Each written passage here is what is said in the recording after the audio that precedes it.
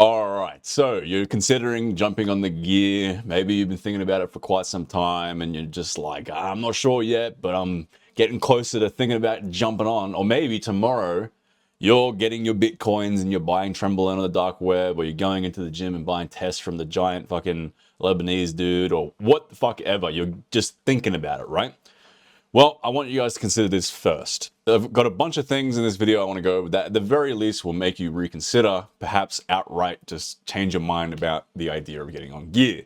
For the longest time, I considered it myself because it fucking sucks being natural at times. It looks awesome, in theory, to be fucking jacked out of your mind and way stronger at all these different things. However, there are serious things to consider.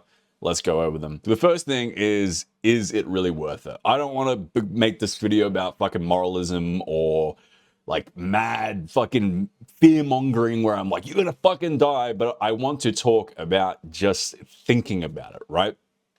I'm sure you guys know plenty of the consequences of steroids. The problem is people don't really sit there and really visualize themselves in the scenario where they're actually getting the side effects. So I want you to really sit there and think, all right, let's think about the more mild ones first. Think about the fact that you're probably going to have some hair recession or possibly a lot, depending on your genetics. Think about how you're going to feel when you sit there and your hairline is starting to just kind of go back and back. Are you going to sit there and go, this is sick, this is worth the fucking 20 pounds of muscle I've gained and the 100 pounds to my bench press temporarily for my hairline permanently being receded? Are you going to sit there and go, yeah, that's pretty cool that my skin is full of acne, my back has a bunch of acne now?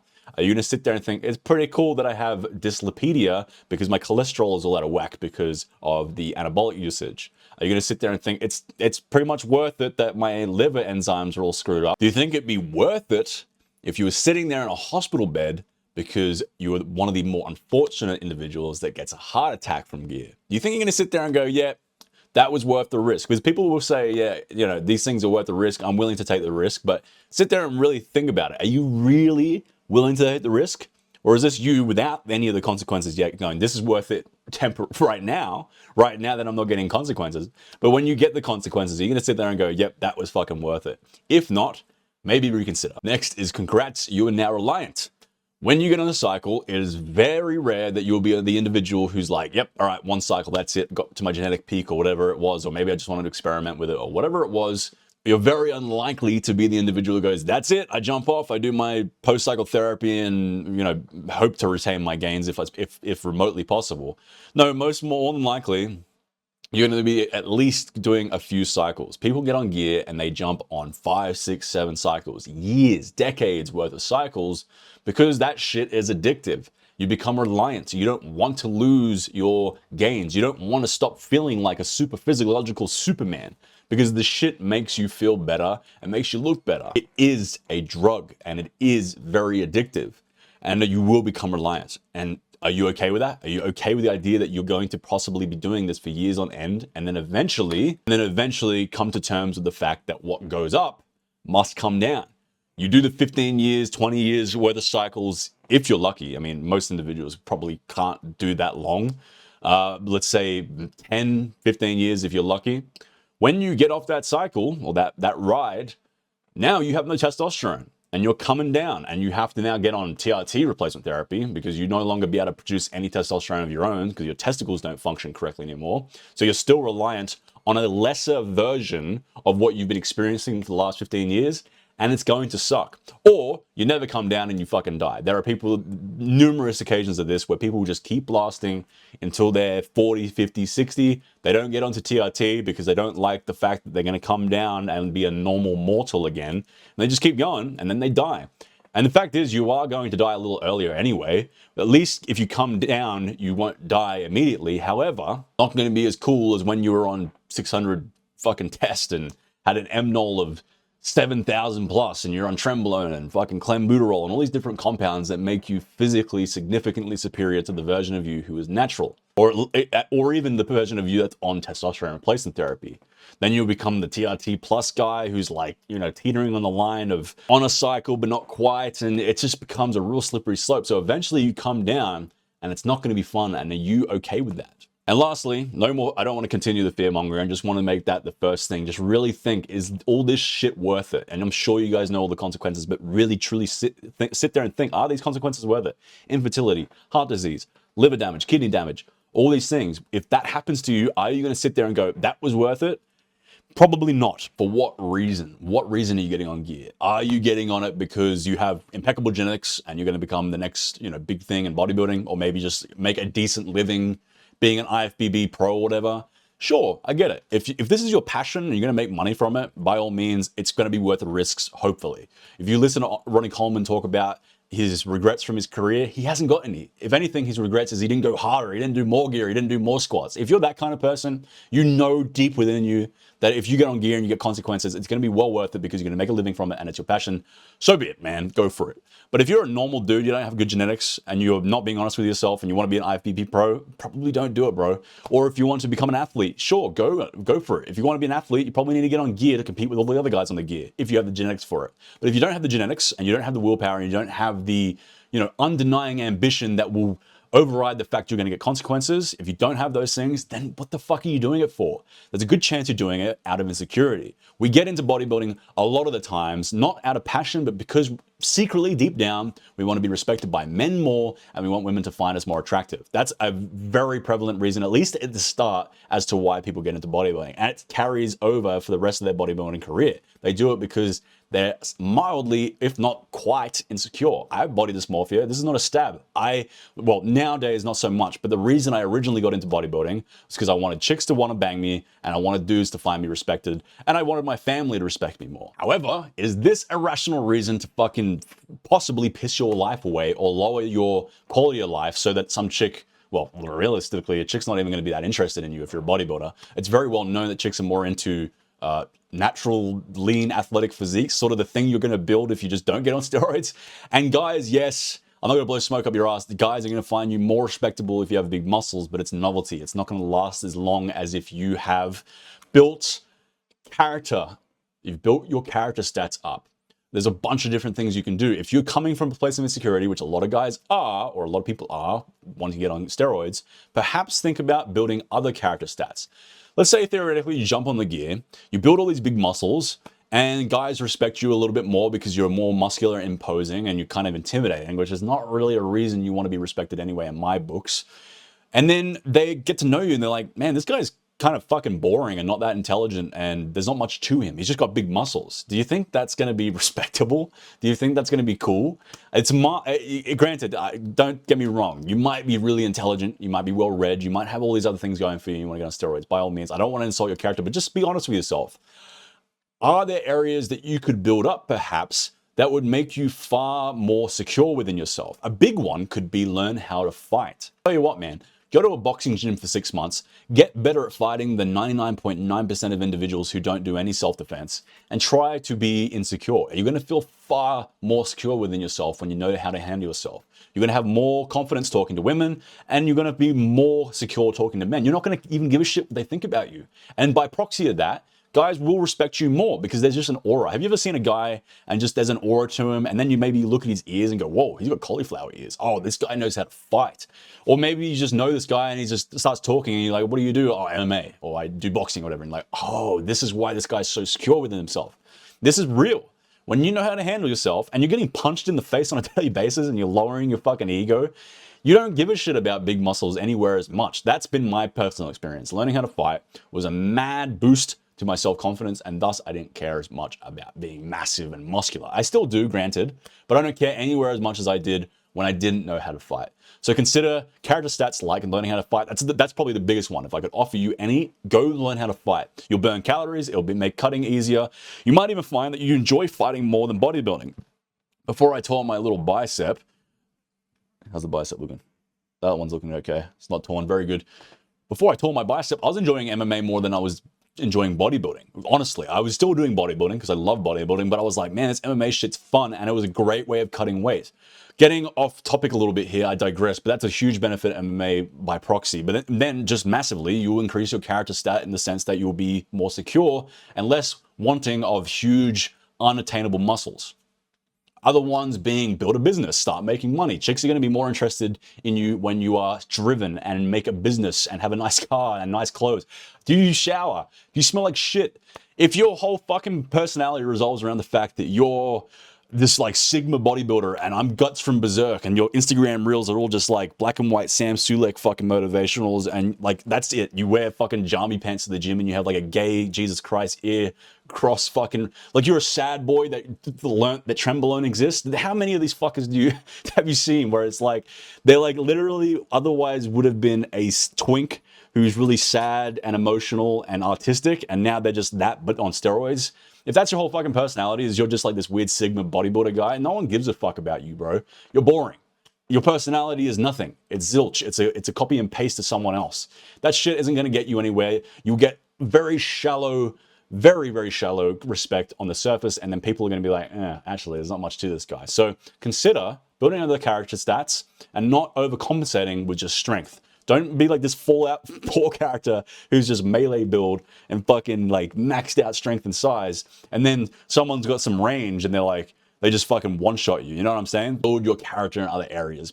Build a business, make money, shower, have some nice clothes, learn psychology so you can talk to people a bit more fluently, get a decent philosophy. Just become a better person and you won't care as much about steroids, in my opinion. Next point is stop consuming fitness media. That said, for that boy I just mentioned, the dude who's like, I'm Berserk, I'm fucking guts from Berserk, or like wears fucking like gay face masks in the gym and wears jammy pants in the gyms and they like have like cringe like funk music over their fucking Instagram reels and they have like 3 people watching. That same dude who's like jacked out of his mind, if I watch that guy, I go, fuck, I need to get on gear. I can't live in a reality where there's a guy like that who's bigger and stronger than me. It fucks with my head. It equally fucks with my head when I look at a Larry Wheels or, I don't know, any of these dudes who are like genetic freaks on steroids. It's going to make you want to get on gear yourself. So stop consuming fitness media, especially when these people, like, seriously, dude, when these people are fucking annoying, you're like, I hate that this guy's bigger and stronger than me. It just fucks with you even harder. And maybe you like the person. I like Larry Wheels. I think Larry Wheels is cool. Doesn't stop the fact that when I watch Larry Wheels, I go, fuck, man, I want to get on gear.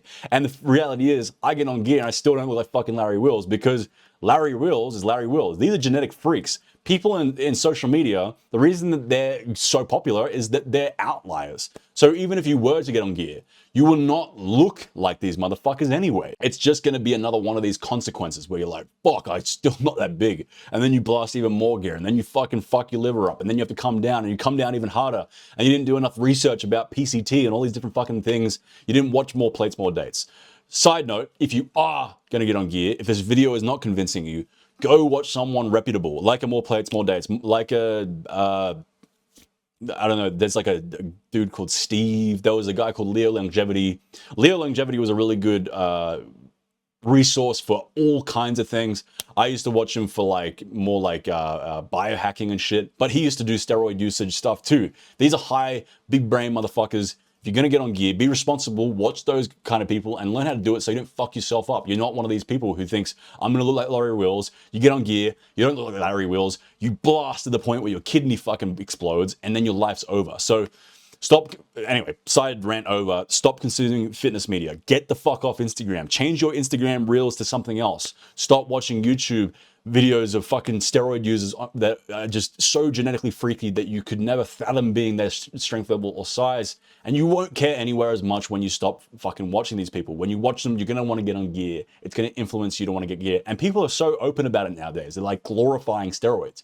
Bro, it's so fucking cool. Oh, it's a joke. It like trend's a joke now. It's like, yeah, let's go on trend, bro. Like, let's do a trend cycle. It's like, no, fucking don't do steroids, motherfucker. Just get off that shit entirely. It's polluting your brain. You won't care as much about steroids when you're walking around the streets and seeing normal individuals that 90% of the time you're bigger than ever anyway. And then occasionally you might see a guy who's bigger than you who's on steroids or whatever. But it's not going to matter as much as when you're constantly consuming these fucking people on steroids. So get the fuck off social media or get off fitness media in general, because most of it is just like... Now the next points are more bonus points, but these should be really considered. First one is simply using gear for shit habits. What are you doing? Like, are you really optimizing everything? Are you sleeping 9.5 hours a night? Are you eating properly? Are you bulking and cutting successfully? Are you training properly? Are you training with enough intensity? Wink, wink. I'll get into that in a second. Are you optimized Or are you fucking around and now you're getting on gear to just be a band-aid? And do you realize that when you get on gear, it's not super soldier serum? If you're not in a calorie surplus, you're not training properly, it will build a little bit of muscle, but it's not going to be this fucking miracle drug that makes you Larry Wheels, which then ties into the other points. So consider first optimizing everything, because if you aren't optimized and you're eating pizza every day, and then you get on gear and you're like kind of overweight and you're eating like shit, you're only going to exacerbate your health consequences on gear enormously. If you're eating if you get on gear, you have to make everything as perfect as possible. Otherwise, you're just pissing away money and health consequences for fucking no reason. So at the very least, optimize all your shit. And then if you're not happy, which a good chance is you will be happy, because naturals can get pretty incredible results with good training, which I'll get into in a second. If you're still not happy, then yeah, fuck it, get on the gear, I guess. But good chances is you're going to be happy and you probably won't need gear. So don't use it as a band-aid. Get rid of your shit habits first. Give it a year. Do a year of everything perfect and then see if you want gear. And then if you do get on gear, at least you'll make the most of it. Which ties me to the next point. Try high intensity training. Have you been training for the last 6 months? And if so, have you seen significant gains? If you've been training for the last 6 months in a surplus and you haven't seen significant gains, what the fuck are you doing? It's the definition of insanity to keep repeating the same old shit to get nowhere. If you get on gear, it's not going to fix that. If you're not progressively overloading, you're not giving enough stimulus to your muscles to grow, then what the fuck are you doing? You're going to get on gear because you're just fucking up your training. It's not going to fix anything anyway. So what I would highly suggest is get into a surplus if you're not too fat and try high intensity training. High intensity training will 100% get you results. Yes, volume can work, but the reality is volume can be very complicated. And if you don't have enough knowledge or discipline to really drive out the kinks that can come with volume, just do one set to failure, one body part once a week. I promise you, you are going to have significant fucking gains. When I switched to high intensity, I was really close to the threshold of getting on gear. About 2.5 years ago when I first switched to high intensity, I'm like, man, this is my last resort. If I don't fucking get anything from this, I'm jumping on. Next minute, I jump on high intensity in a weight calorie deficit, and I gained muscle and strength in a deficit. That's almost unheard of. That's how fucking shit volume was for me, even volume that was well programmed. High intensity is ultimately what stopped me from jumping on gear. So give that a try. If you still don't get results, then shit, man, get on the gear, I guess. And at least you'll get good results. If you do high intensity training, you eat in a surplus, you sleep well, and you get on gear, you'll be a freaky motherfucker. Look at Dorian Yates, look at Mike Mensa. Shit works. So try high intensity training. That might stop you from needing the usage of gear. Last point is a really minor point, but this is really should be considered if you're overweight. If you're overweight, get lean. Not only will it mean that if you do then get on gear, you'll be healthier, because you don't want to get on gear if you're already fat. You're going to aromatize, you're going to fuck yourself up. The blood pressure will be shit, and you won't see the gains you get anyway. But also, when you get lean, you might very well go, wow, I kind of look really good. I'm not that muscular, perhaps. I'm not super jacked or big or yoked or anything yet.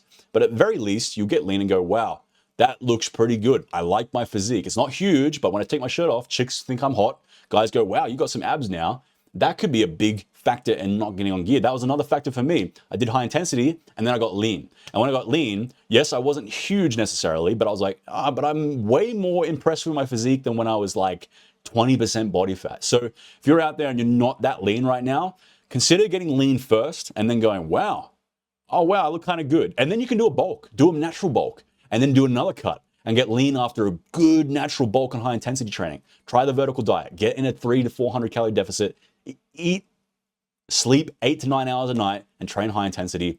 Do that for a year or two. Get lean first, do the bulk, get lean again, do a bulk, get lean again. Take you maybe 2 years. Then, if you really aren't happy with the results, which I promise you will be, then get on gear. But there's a good chance if you stack all of these fucking points I've just given you today, that you are going to be far less likely to get on gear, especially the ones that might take a little time, but when you put them into practice after 6 months to a year, you will be far more likely to just stay natural. And natural is longevity. You're going to live longer, you're going to lift longer, and you're going to look better for longer. When you get on gear, you go down, you look like shit. You're no longer a Superman, you give up.